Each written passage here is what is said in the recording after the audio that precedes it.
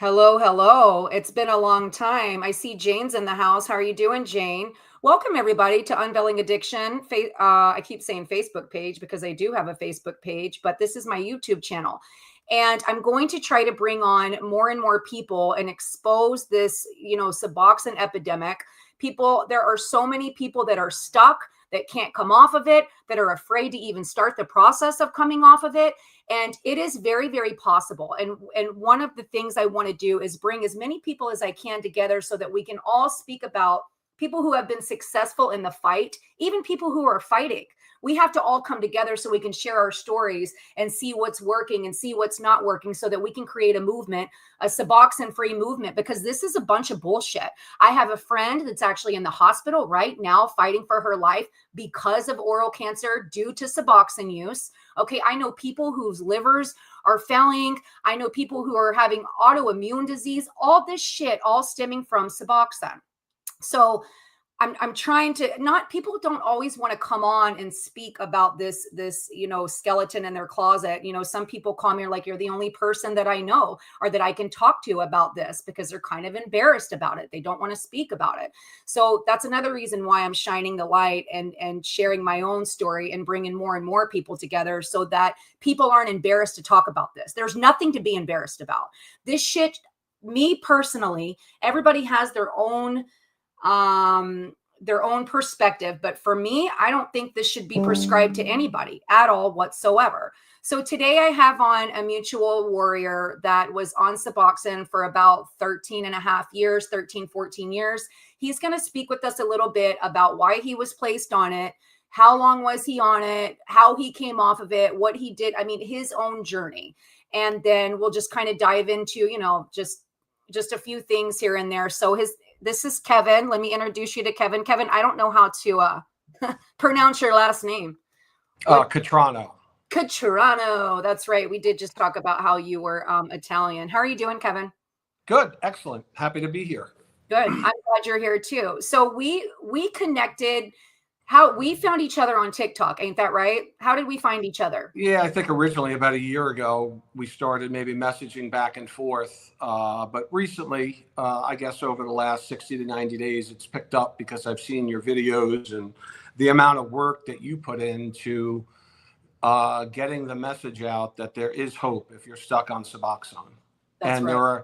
there are millions right now in like a holding pattern in their life, because Suboxone helped them out. It brought stability to their life, but now they're tired of the side effects, or they're just ready to move on, but there's no exit plan. That's right. So I'm here to talk today about my experience. I'm not a doctor. I have no medical training in this field. All I have to share is my experience and this journey, particularly which started about 5 years ago, of making the transition from Suboxone to sublocade. I've had the opportunity just to be pretty active on social media. And I'd have to say I've probably talked to thousands of people. Yeah. So I could share some of that data and some of the trends of what I see. I will tell you. I was going to actually say it's not an exaggeration. When you say millions, it is millions. It's not an exaggeration. Yeah. I'm speaking to the people watching is what I'm saying. Yeah. Interestingly enough, I was very active on the Reddit social media site. They had a very active Suboxone and sublocade community. And about 90 days ago, Indivior posted a study that they did over a period of time of what was being shared about. People were talking about how they easily made the transition from Suboxone to sublocade and got off. So they're well aware of what's happening. We can get into that later. We'll get into that. We can definitely get into that. Let's kind of get into a little bit of, why were you originally placed on Suboxone? What was it that what were you placed on Suboxone for? If you don't. So I struggled like 2005 through 2007 on opioids. So it was about maybe 18 to 20 months. And what had happened was I had just gotten out of an inpatient treatment. And I had never had opiates up until 2005. I never had an Okay. opiate in my life. Actually, that's a lie. I never had opiates at the pace and the amount I had them in 2005. I had Right. ex- I had experienced them before as a younger child having surgeries, but that was really my only experience with opioids. So Okay. I got out of treatment in 2004, and I was trying to work a recovery program, but I don't think I wasn't ready to be clean and sober, and I found a way to opioids, to oxycodone, and I used the disability that I have to go to the doctor, and that's where it started, and it Okay. progressed from there, and then I was buying off the street.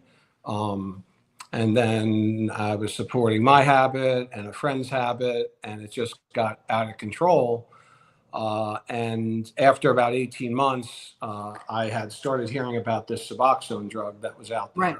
there. Yeah. So I went to a 7-day clinic. I paid $300 in downtown Baltimore. I went and I got my dose every day, and I wasn't successful after a week. They gave me like a week's worth, but I had a report there every day. So that was not enough. What year was that? That was 2007, the beginning of 2007. 2007. Okay. And at the time, doctors could only handle a patient load of 30 patients for Suboxone. Yes. And doctors had to take a special test. They had to go through training. There were certain protocols that had to be followed. Yes. Okay, as far Yes. as weekly drug testing, which was great for me. And I was finally able to find a doctor. I waited. I just kept on using until I was able to find a doctor where I could get Suboxone prescribed over a longer period of time. Okay. And anybody that's experienced the transition from OxyContin withdrawal, and that was my drug of choice, to taking their first Suboxone dose, I mean, you could be in full blown withdrawal, and within a half hour, I mean, you could be somewhat functional. You know, Yeah. it was an amazing drug. I thought I struck gold, to be honest with you. Yep. And once again, initially there were protocols. I went back every week and saw the doctor, and I remember thinking that and being told that this would probably be about 3 to 6 months. But what happens is I was on 6 months and I was being successful, and we just continued it. And then I think at one point in time, my dose was increased. I'm not sure why. But Not I went by from your choice, like not something yeah, that you it was increased. I don't know if I was going through some emotional stuff because I was struggling with other stuff at the time as well. But Okay. I was pretty much on 16 milligrams a day for 8 years. Wow. That's Yeah, 2 strips, right? That's an because eight, an eight, mil, an 8 milligram in the morning and an 8 milligram at night. right. Right. Okay. You Yeah. know, Because so I might. go ahead. Those are heavy doses, and it showed. But unfortunately, I was in a state of denial. I was working a professional job, and it was embarrassing. But I was called. They thought I was on dope because Yeah. I was dozing off in meetings because I was over medicated for Suboxone, but was too. I just couldn't see it, even though I was being told it. I had a case of denial. So I remember the first time, I don't mean to interrupt you, but let me just kind of stop you right there. I remember the first time that I went and had Suboxone too. I remember how challenging it was for me to find a doctor to prescribe me Suboxone because there was very few that were doing this.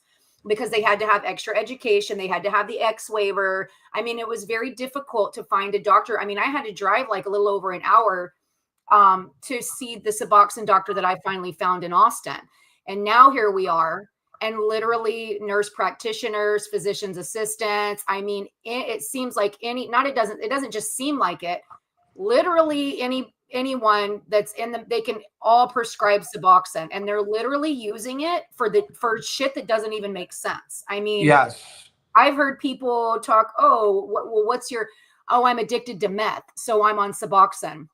That makes no sense. These practitioners or these people that think they know what they're doing, they really don't know what the hell they're doing. They're using Suboxone as like an all, a gateway ticket to treat addiction. That's not the case.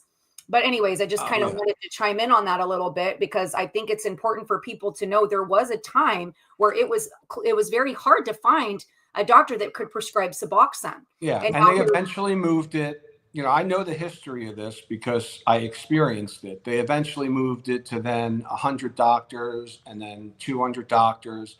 And then during COVID, and this is, Indivior, brought this thing with the waiver is they wanted to make sure that they fought hard for it to be, waived. So anybody could write Suboxone because it's going to help their business. okay. And I get it that it was COVID and we couldn't move around, but the reality is, okay, if somebody is in pain recovering from surgery right now, it is a completely different culture over the last 20 years. People can't get pain treated. I know. But somebody who has insurance or doesn't have insurance, for either 100 or 200 bucks, they can get a telemedicine and within an hour have a prescription for 68 milligram strips of Suboxone, which that's why Suboxone is essentially currency now.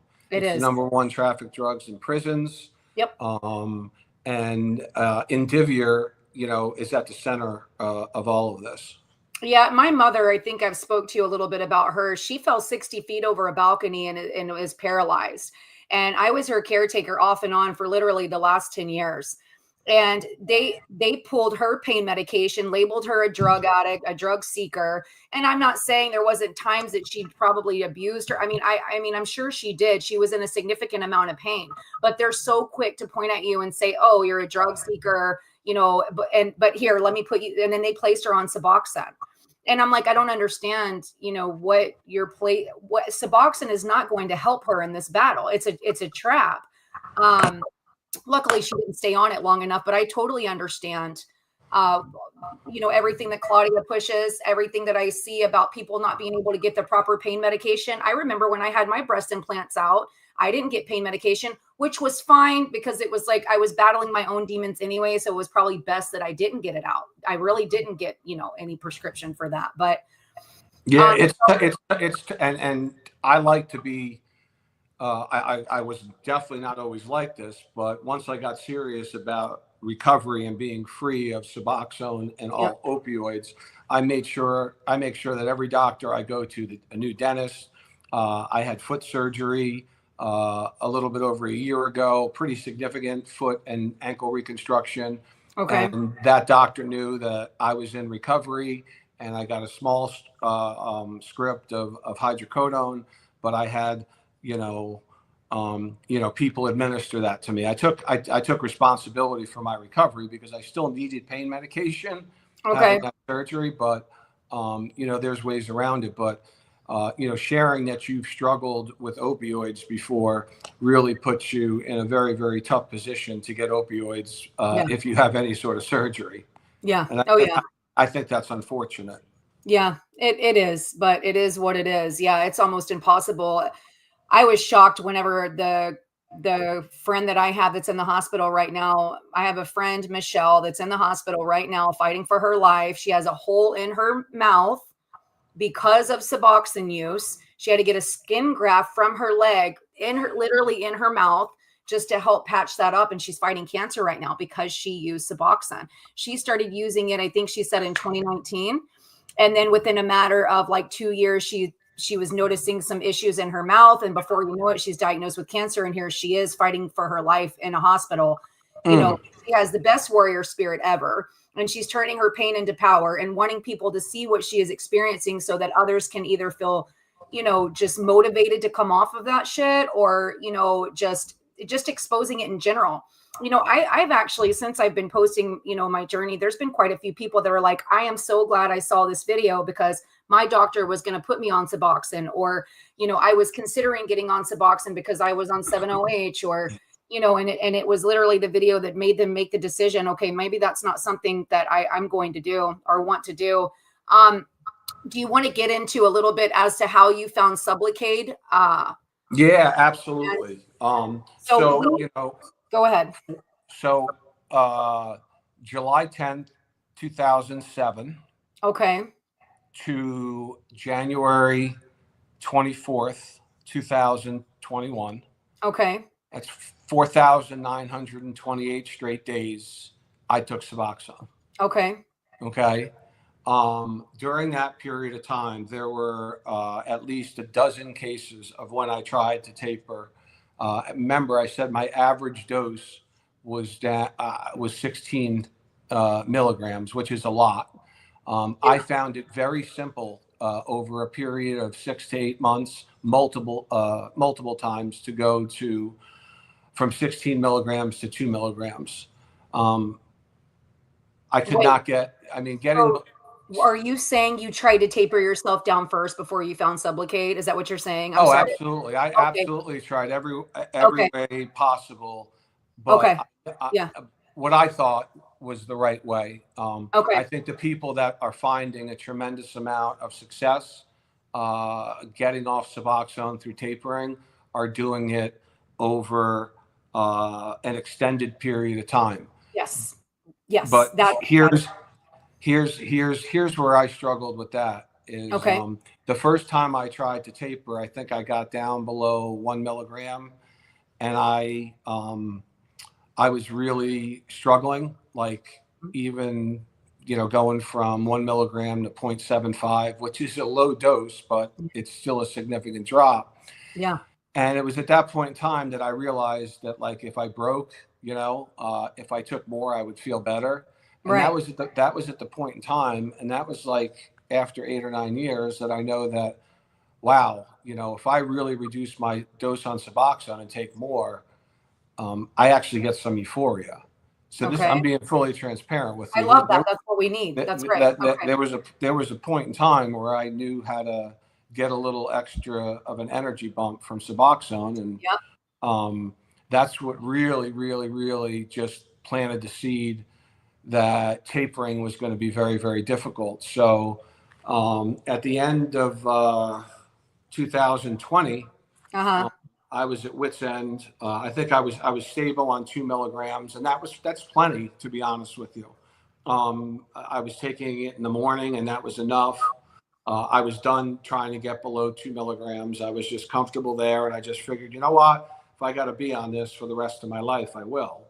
Okay. So I don't know how I came across it, but I came across Reddit, and people started talking about this sublocade shot. Okay, that's how you found it, was Reddit. Yeah, I found it on social. I found it on social media. Okay. And this was the fall of 2000, so it was 5 years ago. And people were talking about making the transition to this new monthly shot. Yeah. And it being a very easy transition and feeling better on it because there were less ups and downs because you're no longer daily dosing. So the feeling when you're on sublocade, for me at least, my experience, and a lot of other people have shared this, is there's a more steady feeling. It's almost like you feel like you're done with Suboxone because there's no ups and downs. You know, so can I ask you, because like I mentioned earlier, I had somebody else on, like I said, that she was a practicing nurse. She was just trying the sublocade shot. It was brand new. Did you have to dose? So you tried to taper down, and when you go get the sublocade shot, you have to be on a higher dose in order to do that. Is that correct? Yeah, things have changed a little bit now because a lot of people if you're at or about 8 milligrams, it's recommended that you get a 300 milligram shot. The protocol on the website is 300 milligram, 300 milligram, and then 100 milligram, and then 100 milligram from those on out. That's Okay. ideally what they want. But I'm going to tell you right now, there's no way people are going to be staying on sublocade as long as Suboxone if they know that it could be discontinued at any point with little to no withdrawal. Because the medicine leaves slowly, and we'll get to that in a little Okay. bit. Okay. So So you find you, sublocade on I Reddit. start hearing on Reddit, and then I started asking my doctor about it, and he says, Okay. "Yeah, it's a monthly shot." He said, "I'm not hearing that people are using it to get off Suboxone, but let's do it." Well, So what are people using it for then? they're just using it as a replacement for getting Suboxone, because there's lots of people that get Sublocade just every single month, over and over and over as a replacement for that daily Suboxone use. Oh, wow. That's what it was intended for. And guess what, Chastity? I've talked with the VP of Comms, Casey France Kelly at Okay. Indivior, and I've spoke with legal counsel Meredith Manning, who represents Indivior outside legal counsel. Okay, I've spoken with both of them. One of them was a Zoom call, and one of them was a phone call. And their messaging about Suboxone is they are not marketing Suboxone anymore. Okay, Okay. that they are moving on from Suboxone to Sublocade. Okay, they are Okay. not concerned at all about providing taper schedules or providing any sort of assistance in helping Suboxone users discontinue their medication. And That's they've done no studies. They've provided zero guidance. Their website clearly states, which is FDA approved, that you cannot cut or you cannot do not swallow or cut strips. Well, if you're not supposed to cut strips, how are you supposed to? I mean, there's just no accountability for them for this powerful opioid that they've made. right. And they've got millions of users now that they're on to their new product, which is saving a lot of people from Suboxone, because the transition is rather easy, number one, because you get to stop dosing Suboxone. And I mean, the shot, it gives you a steady dose. So, especially if you're somebody that was dosing Suboxone multiple times a day, where your receptor was expecting that dose, those Right. people respond. And I've talked to so many of them really, really well to this. And long-term users respond very, very well to getting a handful of shots after they discontinue Suboxone, and letting the medicine do the work for you, because 2 to 3 shots are going to taper out over 12 months. The Right. medicine does the work for you. That was my experience. I experienced zero withdrawal. My Right. last shot was March 26th of 21, and I did not test clean for buprenorphine or norbuprenorphine until September of 22. So it was 17 and a half months for those 3 shots to leave my system, which I believe therefore led to no withdrawal. Now, I have to tell you, so many changes. You think that, oh my gosh, I'm off Suboxone, Right. but my personality was completely different. And I think you have to attest to this too, because I was in somewhat of a Suboxone fog for 13 years. Yeah. My emotional bandwidth, this is my experience, okay? Yeah. It was very, very, it was very hard to get high and to get happy. And I was numb almost, I was tired all the time because I Yep. was taking too much Suboxone. I didn't need that much. I didn't know it. I was following doctor's orders. And I was staying clean from opioids. I wish I could say the same about other things, but it was just like I spent most of my time on Suboxone thinking I'm just on this forever. But then I got to a point where I started hearing about it, and my doctor supported me 100%. Mhm. And I told him, he said, "Hey, you may want some extra strips." I said, "Listen, I've read a lot of people that take that last dose the day they get their shot, and then they're done with strips." So I gave him my strips. I said, "Worst case scenario, if you have to call some." And the day of my first 300 milligrams shot was the last day of my Suboxone use, which was like 4,928 days. I never It's needed. funny that you know many. I never. It was important. It was important to me. It consumed my life I because understand. I was tired on the medication all the time. I was physically present with my girls as they were through their teenage years, but I really wasn't because I slept all the time. Yeah. It just, I, So it fogged me out. this makes me so curious because I've spoke to quite a few people too, and I will say there's more. The majority does say that more people, it has helped more people, but there have been a handful of people, I will say, that have said it has not worked for them. Either they're still on it, or it put them in. Did we already discuss this? It put them into like precipitated. Am I saying that right? Withdrawal, right? Like there's been a few people that it hasn't worked for, but I will say the majority of people, yes, they said it does work. But for me personally, it's like, I did it the hard way.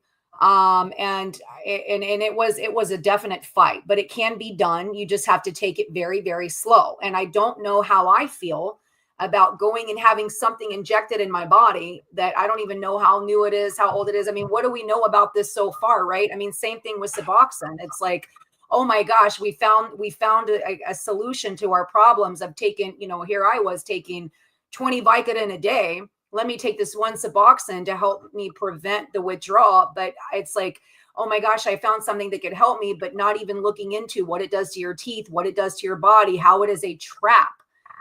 So I do find it interesting that people have different experiences with sublocade. Have you ever spoke to anybody who said it didn't work for them? Yeah, yeah, absolutely. Okay. And Wired different yeah, too? I mean, I could tell you some trends. Okay. People that are on too high or a dose. Indivior has done a terrible job promoting Sublocade. We've talked about this in the past. Their doctor locator function has been broken for 4 to 5 years. I've been pointing it out. They don't fix it. Um, I don't want to get into any conspiracy theories because you would think I like it.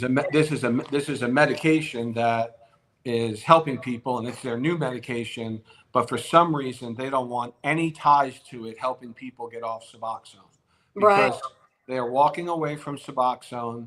People that are on Suboxone now, a very, very low percentage of them are Uh-huh. getting brand name Suboxone. Okay. Okay. Most of those folks are getting generic Suboxone. They're moving away from that sublingual business and throwing all their eggs in this sublocade basket, and now putting studies out there saying that people that get 300 milligram shots don't have to wait a month to get another 300 milligram shots. They can get one sooner, which is Why? ludicrous. Which is Right. ludicrous. Right. Hmm. Um, it's just ludicrous. Right. Jane, thank you, Jane. Thank you for speaking your truth, Chastity. That's right. I appreciate that. Yeah, that's what it's all about. When I first started this journey, and I literally posted the first when I put all those Suboxone in hot water, I took a picture of myself and was like, "That's it. Here we go." And I documented when I wasn't sleeping, when I was getting up in the middle, like I wasn't sleeping. I was using magnesium to combat like the restless legs during the day. I would use kratom to help alleviate the withdrawal, which is very dangerous because kratom is very addicting too. So you have to really be mindful using that if that's the route that you want to take. Although I just think there's other ways to go, but everybody is wired differently. But Yeah.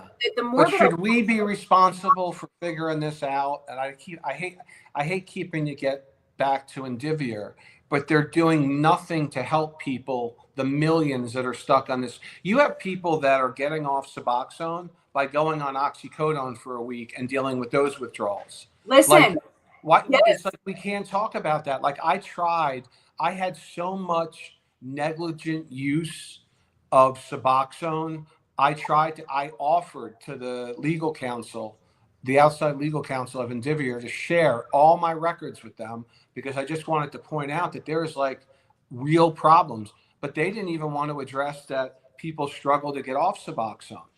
Right. So I know I wanted to ask you what your beef with Indivior was, but I mean, we've already kind of got into it a little bit. Yeah, it's just I've been asking for help, and so many people need help coming off Suboxone.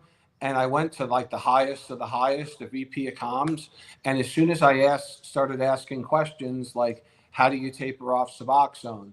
Are you even allowed to cut strips? Right. Does Indivior at least recognize that people?" And this was going on 2+ years now.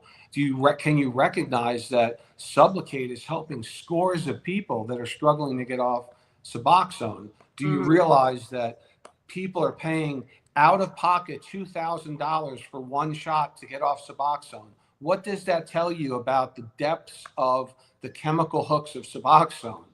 They are so strong, Yeah. and Indivior has taken no accountability for helping the millions that have been put on this medication. And in most cases, were sold a bill of goods that it was going to be short term, not 10, 14, 13 years. I see people with 18 years, and I'm sorry. Yeah. The way I look at this, and this is opinion based, anybody that's on Suboxone longer than 5 years is not on it because they feel like they're going to relapse without No, Suboxone. they're stuck. They're on it because they can't get off. They're stuck. You're right. So I was on Ambien, Adderall, Xanax, and Suboxone. I was on all these medications, and I stopped all of it. And I remember being bound in my bed for like 2 months. And it was like I would the one thing that I had to go back on was Suboxone, and I Yeah, was like, because it's miserable it if is you don't. miserable. Withdrawal is miserable. And I ended up finding a Suboxone clinic, right? And got wrapped up in all that. And it was like I was having to go and do this every day or once a month. That lifestyle of mine was over. I wasn't into I wasn't into, not that I'm just the pharmaceuticals, the drugs, all of this. I wasn't doing this anymore. I was cleaning up my temple and clearing up my space. And it was like I was still had this ball and chain of Suboxone. And no matter how many times I would go to my doctor and tell my doctor, listen, I want off of this shit. I even had to lie to him and tell him I would have to count my medication out because I would wean myself down. And you'd have to bring your medication into the Suboxone clinic. They count it, make sure you had all the right, you had everything was accounted for, because if it wasn't, they were going to take away your take homes. And there you are again, going every single day. And that was another reason why I stopped, because it's like, this is not a part of my life anymore. I talked to so many people. They're like, I don't want this anymore. I'm literally just trapped. Like, I don't want to be on this medication anymore. I am just trapped and can't get off and fearful to come off of it. I think I know we probably disagree on this because you asked me, before this call, how I felt about Suboxone. And if I had a family member call me and tell me that they were in opioid addiction and they were hiding it and they needed help, my recommendation to them would be to get on Suboxone for a short period of time, 30 days, and then get a handful of monthly sublocade shots, which will take that individual most likely 12 to 18 months being protected by buprenorphine in their system. Because, I mean, what's the case? Are people still living in that environment after 2 years of being on Suboxone where they feel that much on edge to use that if they stop taking it, they're going to use? I think most people that are on for multiple years and more are on it because they fear withdrawal and they have no idea of how to get off, because the manufacturer and the doctors, quite honestly, have no idea either. They don't know shit. We're figuring it out. We're figuring it out, and it shouldn't be that way. This was the drug that was supposed to save us from our drug of choice. See, and okay. So let me stop you right there, because you said this was the drug that was supposed to save us from our drug of choice. Now we need to be saved from it. This is where I will say I disagree with you. And that's okay. We can agree to disagree. We're on the same page here as far as wanting to help liberate people off Suboxone, which is really all that freaking matters, honestly. You know, but listen to what you just said. You said this was a drug that was supposed to help us from our drug of choice or whatever that is. This is why I feel the way that I feel about Suboxone. I would not say, oh, you're on 7-OH or oh, you're fighting an opioid. I would not encourage anybody to use Suboxone, not even for 30 days, because I feel like it's a trap, and I know there's other ways around this. I mean, and then, oh, now we're going to do, and my own personal, I know that sublocade has worked, but like I said, what is it? What else is it doing? What else is it doing? What are the long-term effects that we are not aware of? We really don't know. Exactly. And this is where they try on our vulnerability, because you have all these people in a state of fight or flight wanting to come off of this drug that are trapped. Okay. But then, so they're going to put their power back into the hands of the same people that preys on their vulnerability, which is another reason why I don't know how I feel about sublocade. I know it's worked. I know it's worked for lots of people, but like I mentioned, what is it? What's the long-term effect here? I don't think there's enough data. Exactly. I mean, I could tell you though that there are lots of people that have the shot has to be given. I think it's, and I'm going to botch this word, subcutaneously, where it has to go. Yeah, and the fatty tissue. Yes. Yeah. And I think that gets botched a handful of times, and it gets infected, and it can get out of control. Now they've expanded the areas in the body where that they can give the shot. But I mean, I have a lot of cushion. So when I got the shots burn, I heard. But, and I told you this, I felt, I went 300, 100, because that's what people were talking about back then. That was the protocol that they used, sublocade, specifically to get off Suboxone. Yeah. Because being on sublocade, they just felt better than having to dose Suboxone every day. There's a major difference when buprenorphine is hitting your receptors 24/7 versus once or twice a day being flooded and it reducing over the day. It's a completely different feeling. You almost feel like you're off bupe being on sublocade. Now you still have some of the same side effects, but you don't, if you don't take your strip at the same time every day, you don't feel like shit, if that makes sense. Oh yeah, it does. And I want to kind of chime in a little bit and say, when I went through my process and I started documenting my journey, like I mentioned, I used kratom to alleviate the withdrawal symptoms, which I wouldn't even recommend that now. I think everybody's going to be a little bit different, but when you are experiencing this with these withdrawal symptoms, that is your body lacking certain vitamins and nutrients, right? So when you have the restless legs, which I think that's the worst withdrawal symptom. Yeah, Requip from the doctor is a good drug for that. I like to go with, magnesium, right? Just magnesium. That's like, magnesium works for that. Whenever you are lacking energy and you kind of start having the cravings, I know NAC helps with that. And so I recently came across some supplements that are very helpful whenever you are going through this process, and that will help combat those withdrawals. Now I was using kratom, and the supplements helped me come off of kratom, and I only needed to do it for like 21 days. An opioid withdrawal is an opioid withdrawal, period, end of discussion. The opioid withdrawal off of kratom was similar to the one off of Suboxone. And so for a person on Suboxone, I would think instead of 21 days, they're probably going to need it just a little while longer because of the half-life in the Suboxone. Yes. So I think there's there's other ways, although I know the sublocade shot worked for you, but there are so many people that can't afford it or their insurance doesn't cover it. And they're like, it should not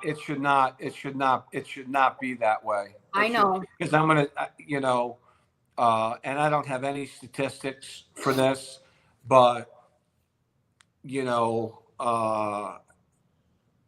I see hundreds of people post a week that after years of Suboxone use, they got one sublocade shot I know. and stopped Suboxone the day of that shot. Okay. And that was all they needed.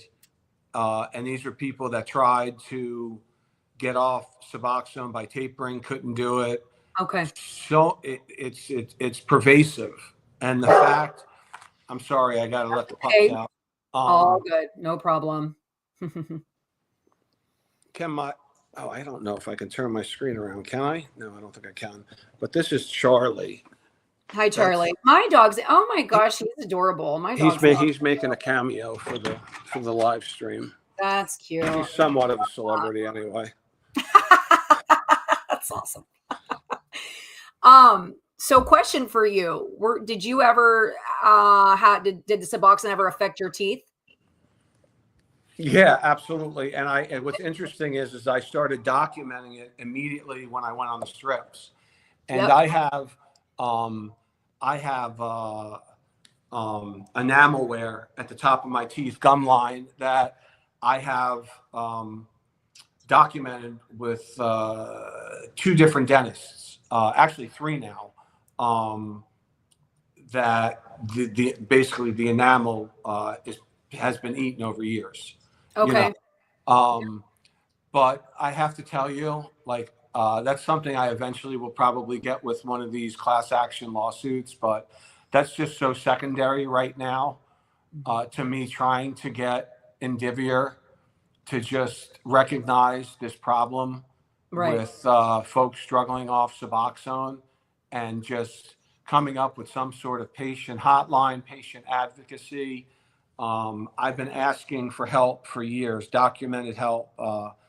And it's been 2 years since I spoke with their VP of Comms, Cassie France Kelly, and she promised some help and some data, but nothing ever happened. Wow. Really? Yeah. You I'm know, not. they don't want to. They don't No. want. I mean, honestly, I think the tooth lawsuit is a smokescreen to the fact that we've allowed this opioid company just to create a Suboxone epidemic where it's currency, it's the #1 drug traffic to jails, Yep. and there's just zero accountability. And people are getting high off Suboxone. People are selling it because it's Yep. being overprescribed. It is generally everywhere. And That's so interesting you said that about the whole dental thing, because I felt the same way. I never felt compelled to go and I actually had a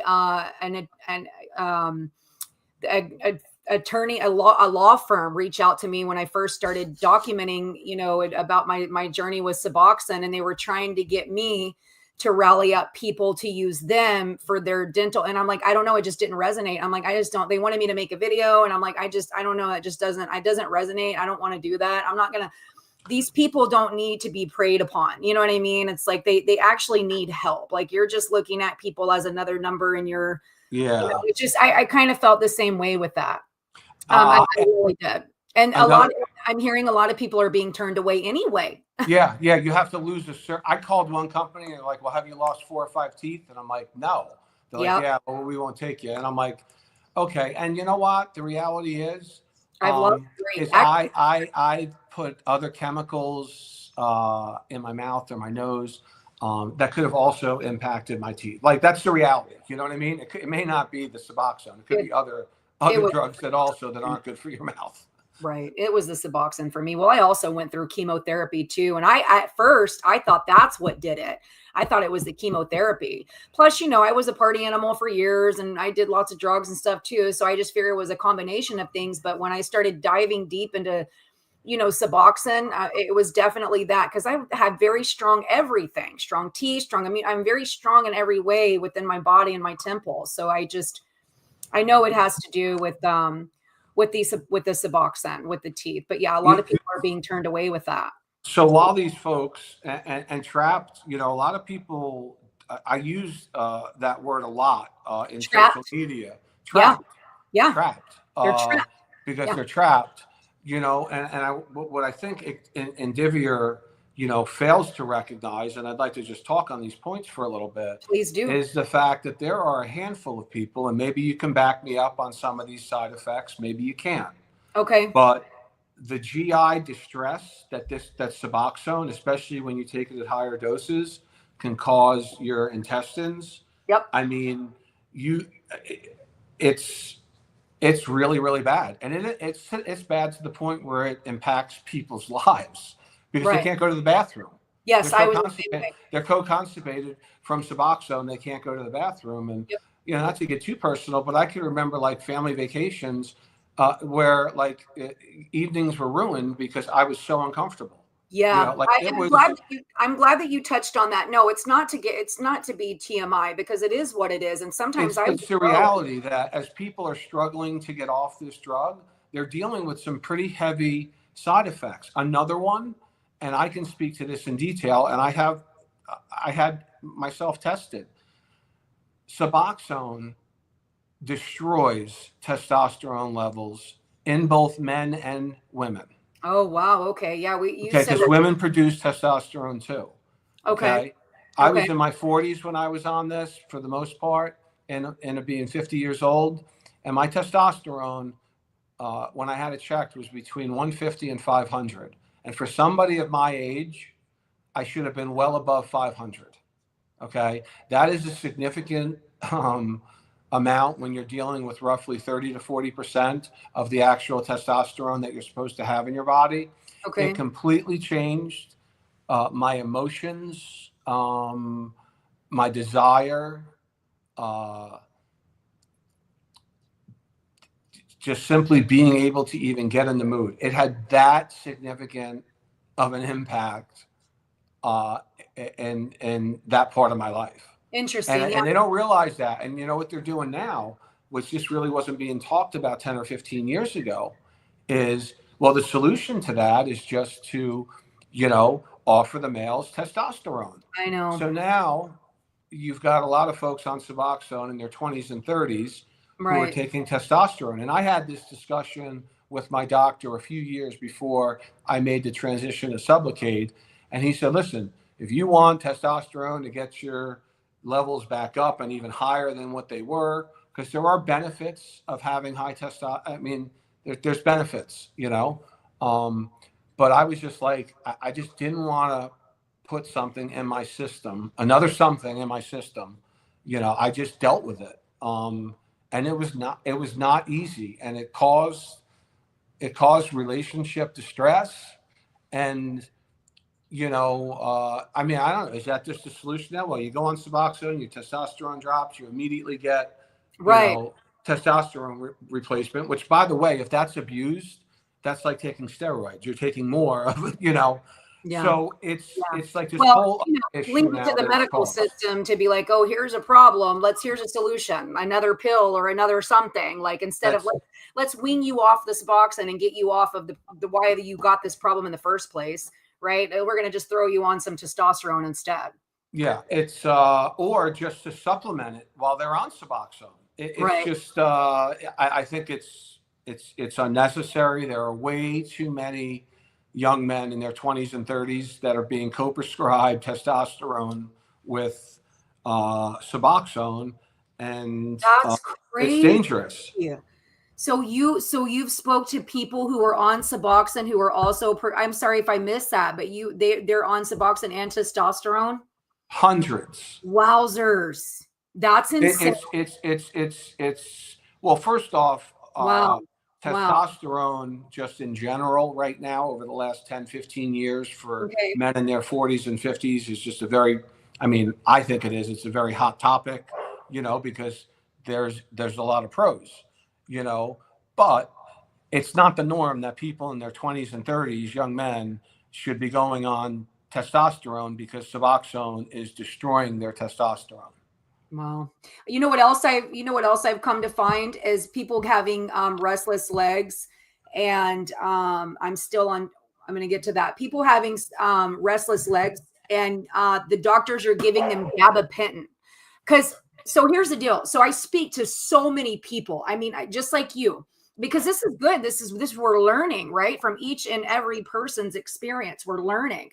And I noticed there was started to become a pattern of people telling me, well, I'm on gabapentin. I'm on, why are you? But I immediately already knew. Why is your doctor prescribing you gabapentin for restless legs? when you can just get some magnesium and combat it with that. It's like for every symptom, they want to give you another pill that's going to create another symptom. It's a freaking rat race. And by the way, the recent press on gabapentin is not very good. The what now?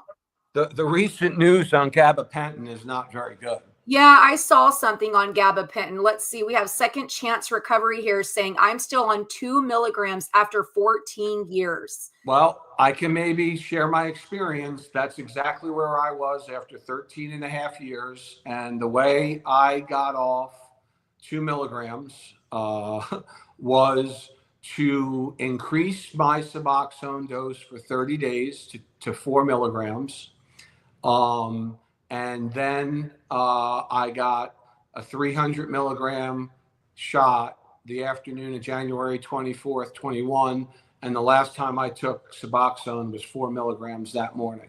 So I actually increased. Now we know, okay, and there's so much data out there that folks that are on 2 milligrams, they're just starting with 100 milligram shot, okay? And they'll get 1 or 2. Recommend 2 because one single 100 milligram shot will help somebody on a very low dose. That really was not pervasive years ago, 2020, because there weren't too many people that knew much about it. But people on low doses are now, you don't have to increase Second Chance Recovery. You can recommend to your doctor that you'd like to get a single or 2 100 milligram shots. And by the way, I'd be happy to refer you to people if you want to talk to them that have been through this process, folks that I've talked to in the past that were in the same position. So I increased. But okay. When did Sublocade come out? 2018. And there are Suboxone doctors today that have no idea of what Sublocade is. Okay. So Sublocade come out in 2018, right? Yeah. And so we don't know the long-term effects of this injection quite yet. And that's my only concern with this, right? I know that tapering down and doing it this way, because I did taper down to literally nothing. And then I did come off of it and I did combat it with like certain vitamins, minerals, and sometimes kratom. And it was a little bit challenging, but also the things that I used were natural. And I know that it helped you, but it's also good to know all of the things, right? We don't know what the long-term effects are here, just like we didn't know with Suboxone. Although I will say it has helped quite a few people. So yes, the people that typically struggle are the ones that come from a very, very high dose, 24 to 32 milligrams a day, and they get a 300 milligram shot. And within, you're supposed to be around 8 milligrams a day when you get a 300 milligram shot. That's what their literature says. And I know we kind of disagree on this. It just sounds so crazy to me, right? Because it's like I'm trying to come off this drug, but I'm going to dose myself back up so that I can get on this shot, so that I can take this shot and be blah, blah, blah. You know, it's like this whole thing. Are you saying now that it doesn't have to be this way? You don't have to dose yourself back up? No, because if somebody's on 2 milligrams, they can get a 100 milligram shot or 100 milligram shot, and that will give them at least 4 to 6 months for that to taper out. That would be a good transition. Somebody who's on 2 milligrams would not want to get a 300 milligram shot. They would be over medicated. But now we know just over time that there were people in 2020, when I started hearing about this, there weren't people starting out with 100 milligram shots. Okay. But now doctors on their own have experimented, and people are having a lot of success without having to increase their dose. Okay.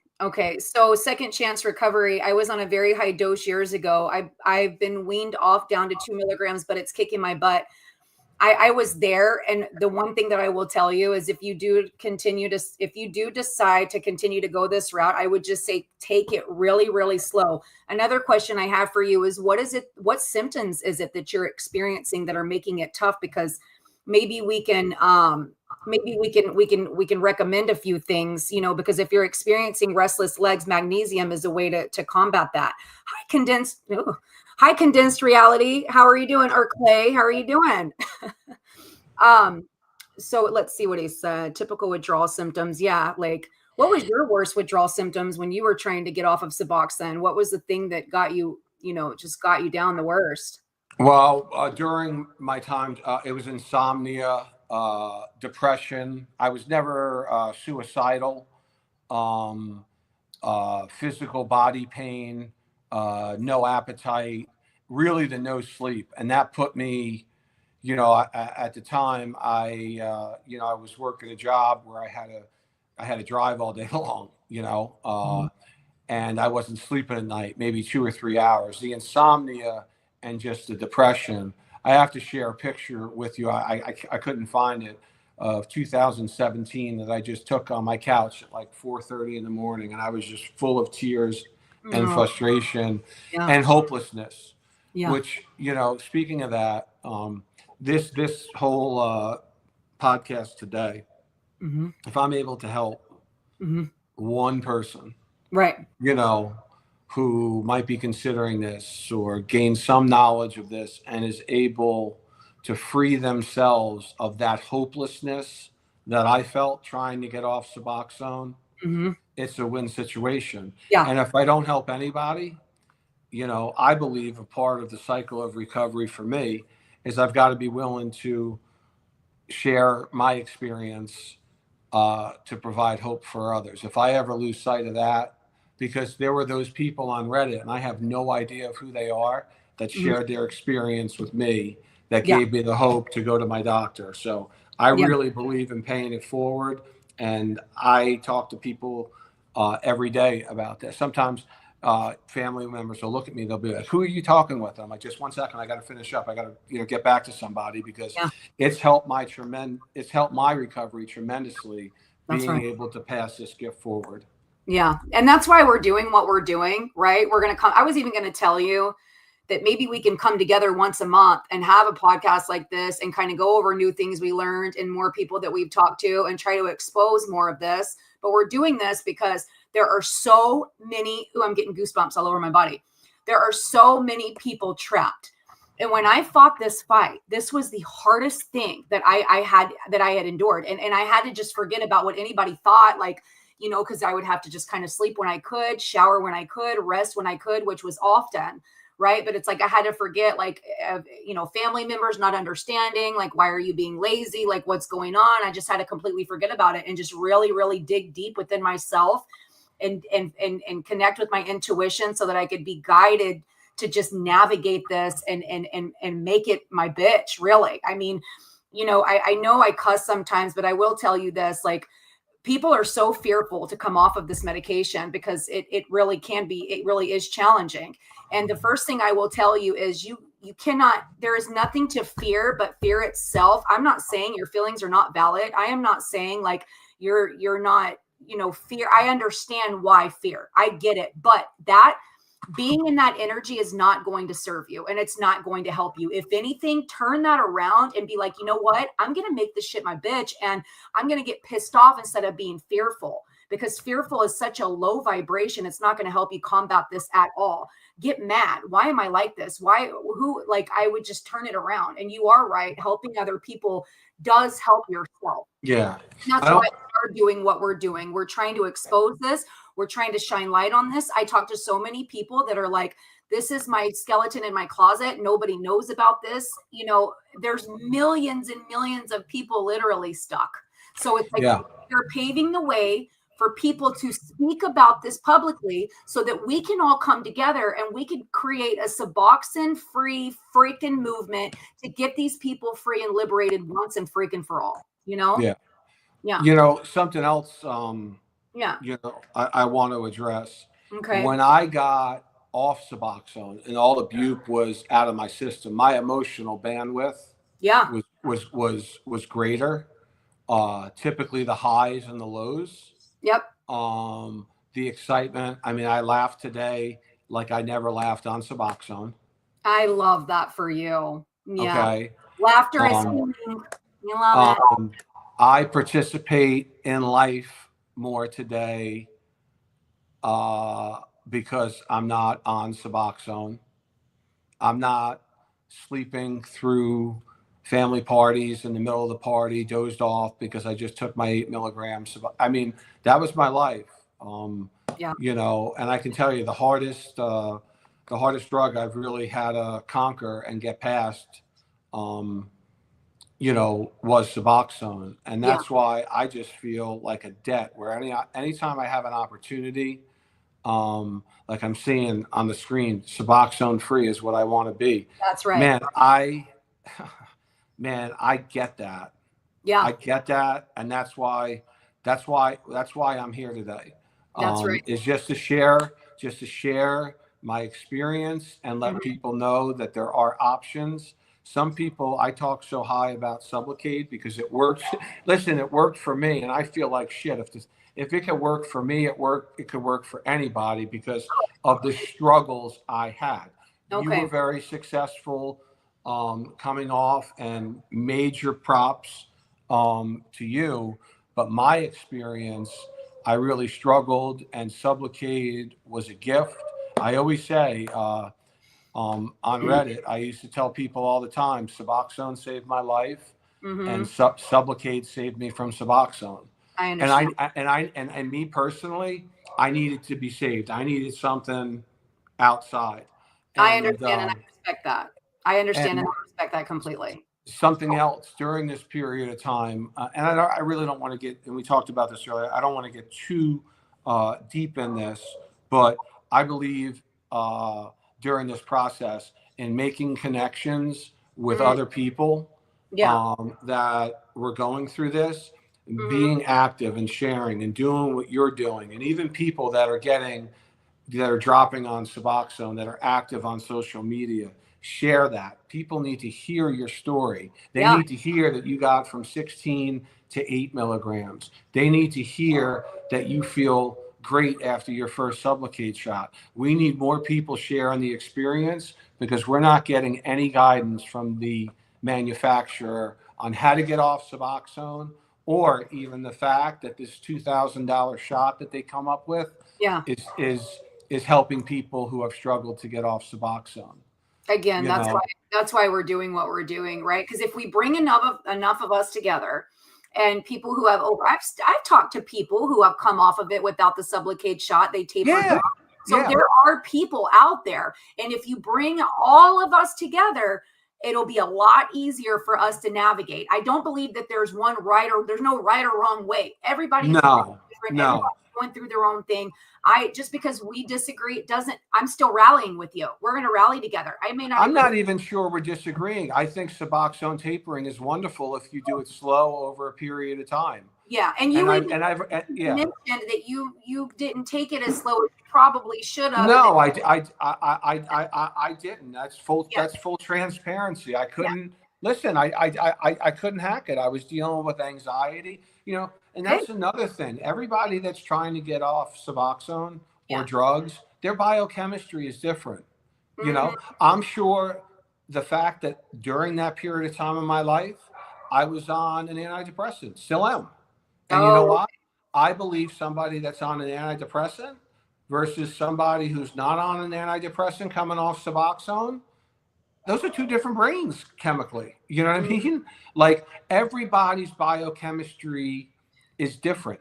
See, so where you're on and I've heard people saying that antidepressants have helped them. Let me tell you my experience with antidepressants. I was placed on an antidepressant when I was 16 years old, and I tried Okay. to actually commit suicide not even a year later. Yeah. Yeah. But everybody's background is different. Everybody's is different. That's right. I'm just saying some of these antidepressants and are linked to suicide. The information is there.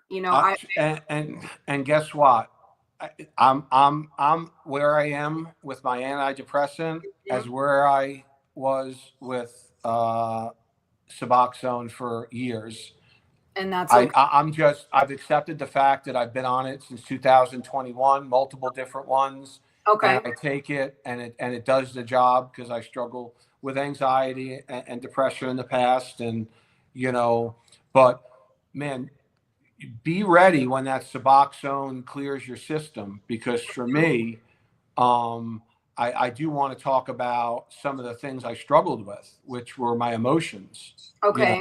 I was left with, I had all these different emotions now: sad, happy, Yes. and one Yep. in particular that did not fare well for me um, was anger. I experienced a lot of anger, a lot of self-rooted stuff, and I had to work real hard outside, with some friends in a recovery group through that, and get honest and really look in the mirror and take some responsibility for that. Because while I was going through this period of life where I'd gotten off Suboxone, been sober from alcohol and illegal drugs, since July 26 to 22. I had all these good things going on, but it also coincided where I was no longer under the influence of taking a heavy opioid, and my emotion bandwidth was different. And I responded to, I went over the top a handful of times and impacted relationships. So, not a caution for everybody. I don't know if you I'm glad you, experience anger yeah. coming off Suboxone, or I am different glad you, emotions, a I lot more crying. yeah, I'm glad you mentioned that, because you actually do start to experience emotions, and you have to get used to being in your natural energy without anything suppressing that. And I'm always told I'm such an emotional person, and I am, and I'm sorry I am. You know what I mean? I've been through a lot, and not just that. Like, I've suppressed it with medication for so many years, and now here I am trying to learn how to navigate my emotions, and learn how to feel it and experience it and observe it. And I will say, when I'm uncomfortable, I catch myself wanting to mask, and it's beautiful to have the awareness that I do right now. And the reason I have the awareness is because I'm off the Suboxone, because I'm off of the shit. I did have a little Yeah, relapse off of kratom. I think I mentioned that. I had made a massive jump in my life, where I literally left everything behind, and I went to Florida, and it was like I didn't know what I had no plan. I just knew I needed to kind of jump, and I started kind of using kratom because I was uncomfortable, and it was my way to kind of mask my discomfort. And at the time, I didn't even realize, and I had spent all this time coming off Suboxone, and here I'd found myself again fighting this fight. And I just knew it wasn't sustainable with what I was doing and what I'm trying to do. And this is where those supplements came into my life, and really helped me get off of that. yeah, And so now I'm free of it. I'm done with it all, but it is an interesting thing to experience, your emotions, all of it. Yeah, no, my anger, I've gotten my anger in check, because it was pretty bad, and my emotions were pretty radical. So I'm glad you brought that up. yeah. And I'm still, still learning today. It does not happen. My brain had to recover from Suboxone use. I Yeah. never believed, when I went to rehab the first time in 2004, and alcohol and other drugs were involved. They said, it could take 12 to 18 months for your brain to fully recover. And I never gave it that chance. I never gave it that chance because I got into opiates. But you know, my brain, the way I look at it, is still, um, you know, I've learned, you know, over time to just accept that this has been my process. It took me a long time to get to this point, and my journey is my journey. But um, I am a different person without Suboxone. I mean, there was a 15-year period where my core personality traits were fogged, I should Yeah, say. You absolutely. know, Hmm. um, but now I have this gift that I could share. That those days that were so dark, those moments that were so dark, are not like that anymore. Right. Is life perfect today? No, I'm dealing, I medicated with opiates for 20 years, between Right. oxycodone and Suboxone. Right. That's a long time. You know, I'm learning to You're to you're pause to your brain pause. is literally rewiring. Yeah. Yeah, Yeah. it's a process, and I try to hang around other people when I'm outside of my house that are on the same journey, trying to work at recovery, abstinence, and service, helping others. And you know, outside of those that group, I just, I mean, what you do compared to me, you know, I don't think I've ever posted a TikTok video. Most of the people I talk to are on Facebook or you know, I spent a lot of time on LinkedIn, which is somewhat dangerous, but it's the only way you can talk to these people. Endeavor. Yeah. It's the only, and you can't even talk to them anymore because they turned off comments on all their posts. Thanks to moi. Thanks to you. Yeah, you Well, are. I was just posting. I was just posting. I was just posting the truth. But uh, I, I, I would like every Indivior employee to know that their medication has helped millions, but now there's millions trapped on that medication. And I know trapped is a strange word and a hard word, but there are people that Suboxone has done the work. It's brought stability to people's lives, and now they are trapped, getting Trapped is off, hard. Yeah, and no, trap. they have no guidance. Right. Yeah. There's No, no trapped is guidance, trapped and is definitely hard.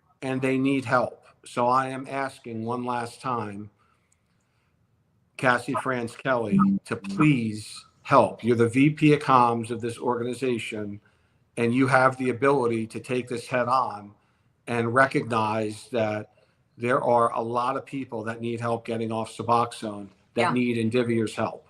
Yeah. I love that. That's right. Well, so one thing I want to touch on here before we wrap it up, mindfulness, meditation, and learning to create good self-talk is critical. I will say, when I started tapering down from Suboxone, I was meditating every single day for an hour a day. And I got really in touch with my intuition. And, you know, people often ask me, what do you do with your diet? What do you do? I don't. I'm intuitively guided. I'm guided by my intuition to do certain things. And I didn't have my intuition guided me on how to come off of the Suboxone.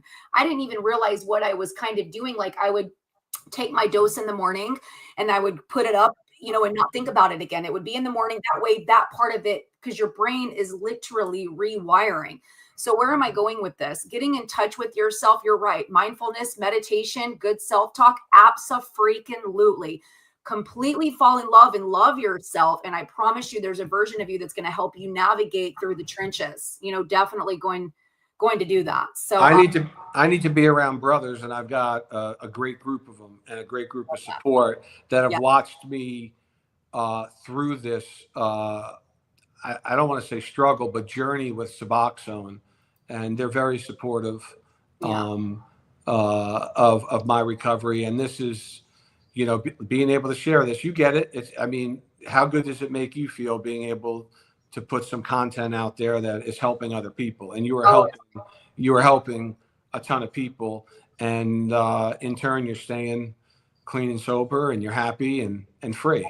that's right. Yeah, definitely. Yeah, I spend a lot of time answering, you know, a lot of messages in my TikTok. People are like, how do I mean, and that's why right now I'm currently in the process of creating like an email list, a newsletter. On the newsletter, it's going to be the most updated things. I think my first one is going to be about my friend that's in the hospital. I don't know. And I created a Facebook page, Unveiling Addiction, to bring everybody together that's in a very, you know, that it's battling the same thing. That way we can all help one another. So I'm trying to get as organized as I possibly can with this. And I've been at this a little bit over a year. You know, and I'm doing my best, but that way we can help pave the way, like I said, to create a sub free movement. You know, so I mean, that's the cycle of recovery. To me, the full cycle of recovery yeah, is that's being right. abstinent. There's nothing wrong with being abstinent. It's not MAT for life. So if you see this and you know, odds are, I guarantee you know one person that's on Suboxone. Even where I'm working right now, you know, somebody was like, did you know so-and-so's on Suboxone? I'm like, I'm not surprised. I mean, everywhere people people are on it, they're just not going to speak about it because they're literally using this as a golden ticket for every stinking thing you can possibly think of. It's absolutely ridiculous. Everything. It's ridiculous. disgusting. It's disgusting, which is why we're going to keep doing what we're doing, which is why I'm going to continue to create content. I'm going to Suboxone until it's blue in the face, just to help as many as we can. And I do think also, Kevin, how would you feel about getting together maybe once a month or maybe every 2 weeks just to kind of keep this going? A lot of people don't really want to come on and speak, and that's totally okay. But also I haven't really pushed it as much as I wanted to. But I mean, would you be willing to do that? Like, we could kind of get together. Yeah, absolutely. As long as we can decide on a time. Perfect. Yeah, as long as we could decide on a time. I mean, this is service, and I believe that, I think experience shows over time that for those that have been successful in recovery, that when they focus on getting out of self and helping others, it ensures long-term recovery for that people. So I believe in that principle, and any service I can give back, which was freely given to me, I'd be happy to. Awesome. That sounds great. Before we chime in, so my friend Jane says, I heard sucking on a mustard packet helps with muscle spasms because it has magnesium. How interesting. Well, when you're experiencing muscle spasms or restless legs, you'll do whatever it takes to see if you can't get off, can't get some relief there. So yeah, I appreciate that. Well, Kevin, thank you so much for coming on and speaking your truth today. I feel like we're going to spend a lot more time going back and forth, and I feel like we're rallying together. We're aligned together. I would like at some point to talk to Claudia. I know she has her own podcast, but to get her on and what she knows, or maybe all three of us on. We got to get this going. Listen, I'm not a social, as far as getting personal videos out and stuff like that. You're obviously very committed, very good at it. Thank you. I think that there's a handful of people that get millions of views that are. I watched one earlier today. Josh, I think is his name. He's got 250,000 followers, and he's just coming across sublocade, and he's like, "Oh my gosh, what's been going on with the sublocade? You got to watch his videos." Yeah, he's like, I know who that is. He goes, and I don't get paid, but trust me, I don't get paid by Indivior. They don't like me at all. They don't like you. No. I mean, it's hard for me to not be grateful to that sublocade shop, because I know there could be future, but it freed me from that. It freed me from that Suboxone prison. That's right, babe. And I'm proud of you. I'm so proud of you. It doesn't matter how you got there. You got there. And that's what matters. All right. Well, listen, thank you so much. Of course. Everybody have a wonderful day. Thank you so much for everybody that was here and that is supporting me. I'm going to start doing more of these. I'm trying to get people on and getting all my ducks in a row. So thank you so much for your support. And I hope everybody has a wonderful Friday. See you soon. Thanks, Chastity. Take care. You're welcome.